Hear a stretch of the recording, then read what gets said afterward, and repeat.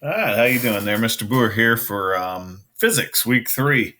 What we decided to do this week was split up chapter 8, which was work, power, energy, machines. Got a lot of stuff in it. So last week we did work, power, along with energy, potential, and kinetic energy. And today we're going to look at machines. One of the first things we started off with was looking at just simple machines.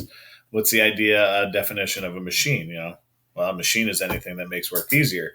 And then we talked about there being 6 simple machines, and that any other machine can be a combination of those 6 simple machines. So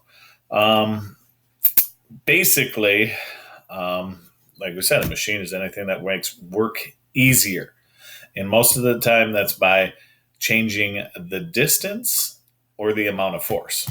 So Egyptians able to build the pyramids by simply using simple machines to get those large blocks of stone to create the pyramids.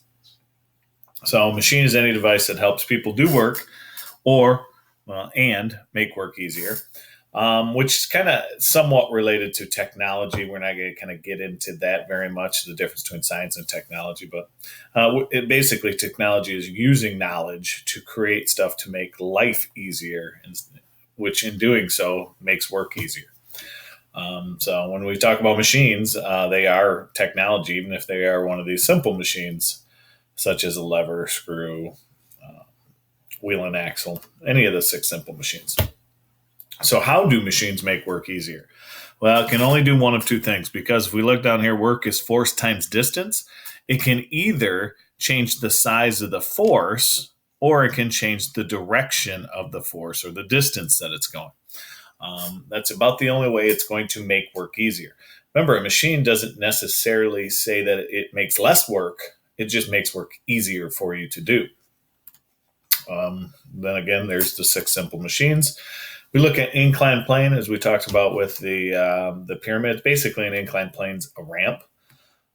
As the ramp moves up, and the Egyptians probably used a couple of different methods of inclined plane to make the pyramids. Here you have one going up the side. The other one's taking a large mass of dirt and piling it up until it gets to the height of the pyramid.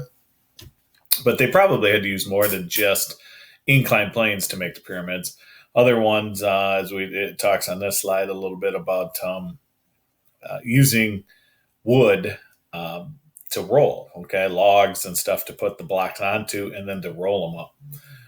So you got probably a combination, but an inclined plane is just basically just a ramp, stairs going up. Notice the distance that you have to go up these stairs is more than if you were to just go straight up, but obviously it makes things easier. So the how inclined planes make work easier is by increasing the distance. And by increasing the distance, if I increase the D here, go up, the force then goes down. So it's going to be easier to do. It's easier for you to move. Second simple machine would be a screw. And again, a screw is just a type of inclined plane. We described it in class as being a spiraled inclined plane. It's just a combination of the two. Here it says an inclined plane wrapped around a cylinder used to form a spiral.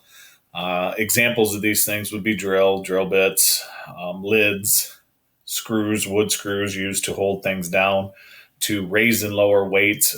We talked about the jack that you would use to lift up your car, change your tire.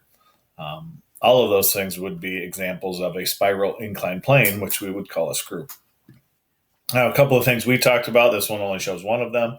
The parts of the screw that allow it to increase and make work easier are these idea threads.